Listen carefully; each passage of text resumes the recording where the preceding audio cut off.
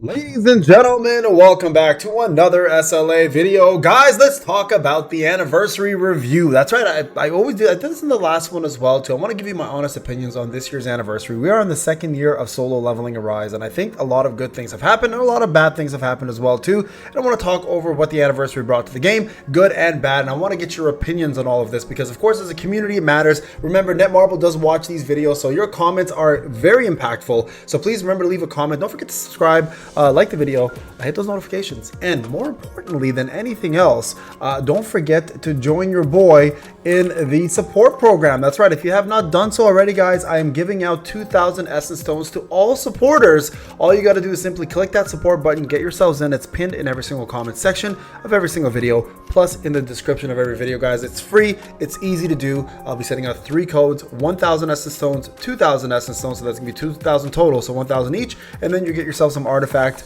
reset tickets as well as some I think it's keys. So plus we have more codes on the way for this season, guys. It's easy, it's free, don't forget to do it. I want to say a big shout out to my top 10: 2065, 21 days, appreciate you, bro. 2640, 122 days. Booty Bear, welcome back. Mr. Joestar, 2114 for 15 days. Jariah Brent, much love, bro. Mary's HD, 3175, 699 days, much love there. Tengen, 59. Zalman, also BW Panda, J Stowe, Deeps, and everybody else who's been supporting from day one. I love you guys. I appreciate you guys all the way down to the last 3,172. All right, let's talk about the anniversary, guys. The good, the bad, and maybe some of the really ugly. So first off, let's talk about the first thing, the rewards. The rewards are absolutely top tier. If you have not joined the game during the second anniversary, don't fret. It's still going on. You can still get yourselves 500 free summons if you join now, plus the amazing Monarch milestones, and not to mention all the other free login rewards and events that are happening, guys. It's super easy to do. All you got to do is just play the game, enjoy the game, and it's done. You get everything along the way, plus not to mention this crazy Monarch missions have been added together to give you guys plenty of rewards. You're probably not going to find a game on a second year anniversary that's going to give you as much free products to get you to play the game, and honestly probably still the most free to play friendly game I've still got the privilege to play. So solo leveling Rise as a reward perspective has been absolutely S tier. Just through the roof S tier. Okay, and again, this was the same thing last year with the first anniversary, but they've outdone themselves this time even more with the second anniversary. This is huge.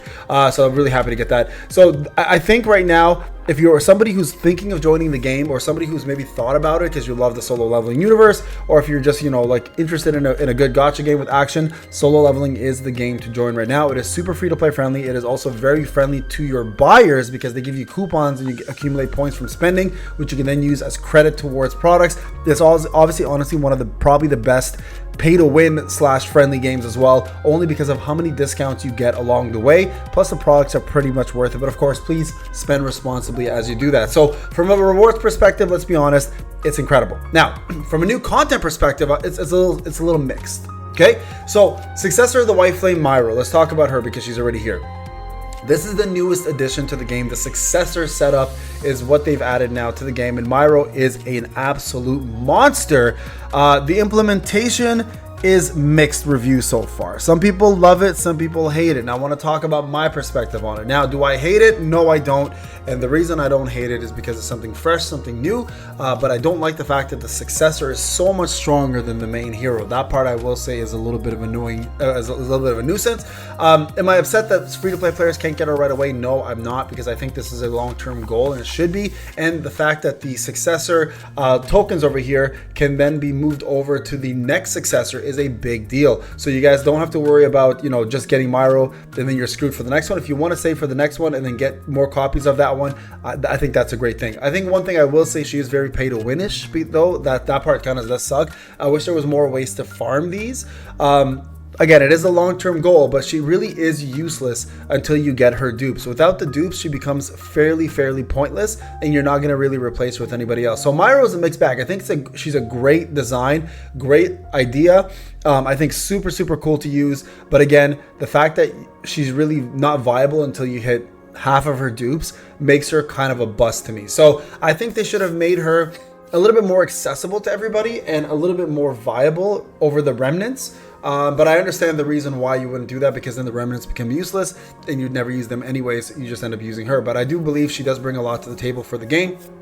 I think it was a great addition with some minor flaws. So I'm hoping for the next few of the successors, we do see some easier access to their dupes and perhaps more viability at an A0 non-dupe capacity versus the remnant. That'd be kind of cool as well too, right? So that's another thing. Quality of life features, they've added quite a few in here. I think the quality of life, the Mind Rift change from WOBL being a core farming section to an essence farming section was probably their biggest, most important change, including Trials of the Strong, where the library also became ways to get essence stones. I think this was absolutely critical because we were scared that they took away the Architect's Test. We wouldn't get essence stones. Well, they've added it to the library. So I think the best change so far has been the essence stones acquisition. There's nothing greater in this game as a change that they've done than this, as well as the sweep feature. I think the sweep feature is phenomenal. It makes things a lot easier.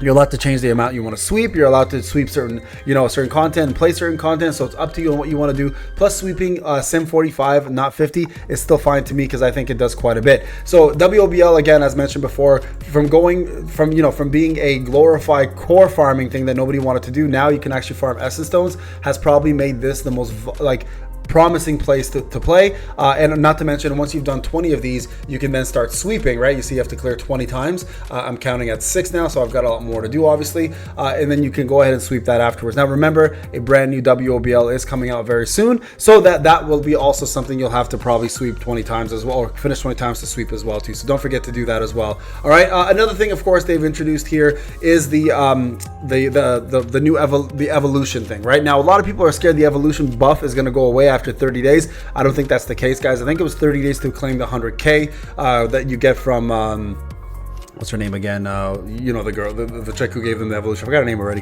Jeez, I'm getting old, guys. So that part I think is not a big deal. They boosted everything else along with it, of course, including all of the monsters' HPs, all the monsters' powers, etc. So everything kind of moved along with it. I didn't think it was necessary, but I understand what they're doing. They're kind of trying to follow the manhwa here and make sure that kind of sticks to that same format. It wasn't something we needed, but they did it anyways, and whatever. It is what it is. It's not the end of the world. But yeah, overall, I think the evolution thing was fine. I gave people a lot of battle tier and allowed us to get a lot more rewards along with that battle tier as well. So just free things along the way, right? So super easy.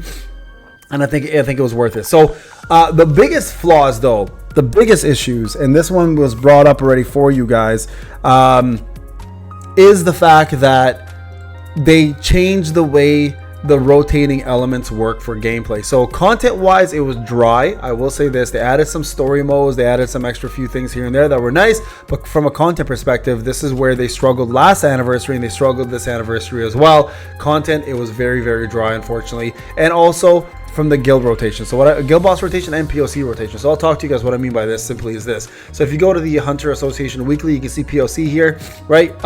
It's always wind and light. Before, they used to give you 3 elements, and the elements rotated every week, so you had more fun playing the game with different teams, and it was a lot more like dynamic. Now it's just static. It's the same team, 2 elements for the entire month, which is very, very, very unfortunate and very boring. Nobody really wants to do that, and nobody appreciates that. So that is one major change that they made that was absolutely negative. So lack of content was a big one. Next month, we're going to get all of our content, but lack of content was a big one.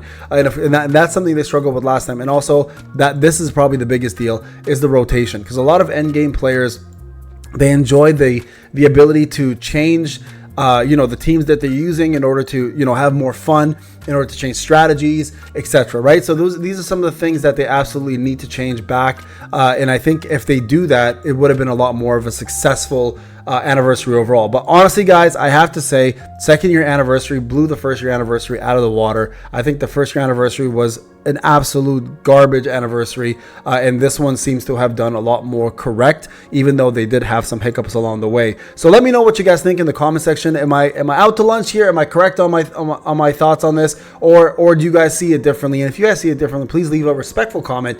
We're an amazing community, honestly, and be good sports here, and let me know what you guys think as well too. Are you happy with the anniversary? And if you are, what were the best things for you? And if you're not, let me know what things you hated, and if you agree with me, let me know in the the comment sections. Thank you so much, guys, for watching. Much love to all of you. I'll see you guys in the next one. Also 1 week away, guys, from Liu and the next patch. See you guys then. Take care.